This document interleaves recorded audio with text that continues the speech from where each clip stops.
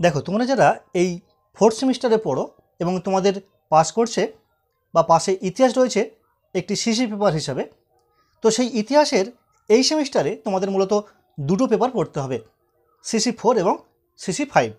তো আজকের এই ভিডিওর মাধ্যমে আমরা আলোচনা করব এই CC4-এর গুরুত্বপূর্ণ প্রশ্নের সাজেশান। তো এক্ষেত্রে তোমরা আগে দেখে নাও এই CC4-এর সিলেবাস কী রয়েছে। দেখো, তোমাদের এই ইতিহাসে CC4-এর যে সিলেবাস সেটি হলো হিস্ট্রি অফ ইউরোপ 1453 থেকে 1650 সাল পর্যন্ত। তো এই সিলেবাসের উপর ভিত্তি করে কোন প্রশ্নগুলো অত্যন্ত গুরুত্বপূর্ণ বা এই পুরো সিলেবাসের বাছাই করা প্রশ্নগুলো আমি তোমাদের সামনে প্রথমে দেখিয়ে দিচ্ছি, তোমরা দেখে নাও। তারপর সেখান থেকে বলে দেবো তোমাদের এবছরের জন্য কোন 6টি বা 8টি প্রশ্ন অত্যাধিক গুরুত্বপূর্ণ বা টপ 6 কোশ্চেন, এক্ষেত্রে বড় প্রশ্ন এবং টিকা টাইপ প্রশ্ন সবগুলি দেখিয়ে দেবো। তো প্রথমে আমরা দেখে নিই বড় প্রশ্ন, অর্থাৎ 15 নম্বর কিংবা 20 নম্বরের যে প্রশ্নগুলো তোমাদের এই সিলেবাসের মধ্যে রয়েছে। দেখো প্রশ্নগুলো দেখে নাও। যার প্রথম প্রশ্ন দেখো, সামন্ততন্ত্রের পতন সংক্রান্ত ঐতিহাসিক বিতর্ক। দ্বিতীয় প্রশ্ন দেখো, অভ্যন্তরীণ সংকট না দূরপাল্যের বাণিজ্য সংক্রান্ত এই যে সামন্ততন্ত্র সেই ব্যবস্থার যে পতন কোনটা দায়ী ছিল। রেনেসাঁস মানবতাবাদ। রেনেসাঁস কেন ইতালিতে প্রথম হয়েছিল। ইউরোপীয় শিল্প স্থাপত্যের উপর রেনেসাঁসের প্রভাব। রেনেসাঁস কেন ইতালিতে হয়। মেকিয়াভেলি কি একজন মানবতাবাদী রাজনৈতিক চিন্তাবিদ ছিলেন। পর্তুগাল স্পেনের সামুদ্রিক অভিযান ঔপনিবেশিক সাম্রাজ্য গঠনের তাৎপর্য। ইংল্যান্ডের ধর্ম সংস্কার আন্দোলন। ধর্ম সংস্কার আন্দোলনের সাফল্যে জন ক্যালভিনের অবদান। 1648 সালের পর কিভাবে আধুনিক ইউরোপীয় রাষ্ট্র ব্যবস্থার উদ্ভব হয়েছিল। 16 শতকীয় মূল্য বিপ্লব এর সমসাময়িক ইউরোপের অর্থনীতির উপর প্রভাব। 16 শতকীয় ইউরোপে মূল্য বিপ্লব সম্পর্কে নিবন্ধ লেখো। এনক্লোজার বা বেষ্টনী আন্দোলন। এনক্লোজার ব্যবস্থা বলতে কী বোঝো, কীভাবে তা একটি নতুন ধরনের কৃষি ব্যবস্থার সৃষ্টি করেছিল। ইংল্যান্ডের ধর্ম সংস্কার আন্দোলনে রাষ্ট্রের ভূমিকা কী। জাতীয় রাজতন্ত্রের উত্থান সম্পর্কে প্রবন্ধ লেখো। বাণিজ্য বিপ্লব। প্রতি ধর্ম সংস্কার আন্দোলন বলতে কী বোঝো, এই সম্পর্কে একটি প্রবন্ধ লেখো। ধর্ম সংস্কার আন্দোলনে মার্টিন লুথারের ভূমিকা। র্যাডিক্যাল ধর্ম সংস্কার আন্দোলন সম্পর্কে আলোচনা করো। ওয়েস্টফেলিয়ার শান্তি চুক্তি কীভাবে ইউরোপে একটি নতুন রাষ্ট্র ব্যবস্থা জন্ম দিয়েছিল।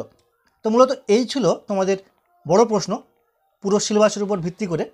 তো এই প্রশ্নগুলি তোমরা তৈরি করে গেলে আশা করছি সব প্রশ্নই কমন পেয়ে যাবে, কারণ আমি তোমাদের এই পুরো যে সিলেবাস এই সিলেবাসের থেকে যেসব গুরুত্বপূর্ণ টপিক রয়েছে সেই টপিক থেকে কিন্তু কোশ্চেনগুলো আমি বাছাই করে রেখেছি বা তোমাদের সামনে তুলে ধরলাম। এখান থেকেই তোমাদের কিন্তু পরীক্ষায় প্রশ্ন আসবে।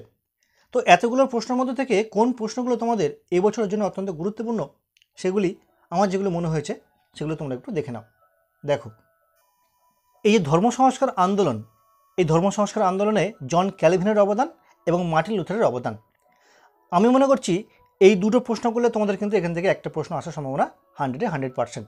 অর্থাৎ ধর্ম সংস্কার আন্দোলন থেকে তোমাদের কিন্তু একটি পরীক্ষার প্রশ্ন আসবেই আসবে। আরও একটি প্রশ্ন দেখো, এই যে এনক্লোজার মুভমেন্ট বা বেষ্টনী আন্দোলন, এই এনক্লোজার আন্দোলন ইংল্যান্ডের সমাজ ও অর্থনীতিতে কী ধরনের পরিবর্তন এনেছিল, কিংবা এনক্লোজার ব্যবস্থা বলতে কী বোঝো, কীভাবে তা একটি নতুন কৃষির ব্যবস্থার সৃষ্টি করেছিল। এটি তোমাদের কিন্তু এবছরের জন্য অত্যন্ত গুরুত্বপূর্ণ। আরও একটি প্রশ্ন দেখো, বাণিজ্য বিপ্লব। এই যে বাণিজ্য বিপ্লব এবং এই যে মূল্য বিপ্লব, এই মূল্য বিপ্লব এবং বাণিজ্য বিপ্লব এই দুটো বিপ্লব থেকে কিন্তু একটি প্রশ্ন তোমাদের পরীক্ষায় আসবেই আসবে, এটি আমার ধারণা। আরও একটি টপিক দেখো, রেনেসাঁ মানবতাবাদ। এই রেনেসাঁস মানবতাবাদের উপর নিবন্ধ লেখো, কিংবা রেনেসাঁস কেন ইতালিতে হয়েছিল, বিশেষ করে ফ্লোরেন্স শহরে। এই প্রশ্ন দুটো থেকে কিন্তু একটি প্রশ্ন আসবে, সঙ্গে আরেকটি প্রশ্ন করে রেখো এই রেনেসাঁস থেকে ইউরোপীয় শিল্প স্থাপত্যের উপর রেনেসাঁসের মানবতাবাদের প্রভাব। অর্থাৎ এই রেনেসাঁ মানবতাবাদ থেকে কিন্তু একটি প্রশ্ন তোমাদের আসছে। আর এই ধর্ম সংস্কার আন্দোলন মার্টিন লুথার এবং ক্যালভিন, এখান থেকে কিন্তু একটি প্রশ্ন আসছে। আর থাকছে কি, এই যে এনক্লোজার ব্যবস্থা, এখান থেকে কিন্তু একটি প্রশ্ন পরীক্ষা তোমাদের আসছে। আর থাকছে এই বাণিজ্য বিপ্লব এবং এই মূল্য বিপ্লব, এখান থেকে কিন্তু একটি প্রশ্ন তোমাদের পরীক্ষা আসছে। তো এই প্রশ্নগুলো তোমাদের অত্যন্ত গুরুত্বপূর্ণ। তোমরা এই প্রশ্নগুলো করে গেলে কিন্তু এখান থেকে একটা একটা করে প্রশ্ন তোমরা অবশ্যই পেয়ে যাবে। সঙ্গে আরেকটি টপিক, সেটা হলো সামন্ততন্ত্রের পতন। এই সামন্ততন্ত্রের পতন সম্পর্কে একটি প্রশ্ন কিন্তু তোমাদের এবছর পরীক্ষায় আসবেই আসবে, এমনটি আমার ধারণা। এবার এই যে প্রশ্নগুলো বললাম, এখান থেকে টপ 5 প্রশ্ন যদি করতে বলো, তাহলে আমার টপ 5 প্রশ্নগুলো, প্রথম যে প্রশ্ন থাকছে সেটি হলো ধর্ম সংস্কার আন্দোলনে মার্টিন লুথারের ভূমিকা 1, ইউরোপীয় শিল্প স্থাপত্যের উপর রেনেসাঁ মানবতাবাদের প্রভাব 2,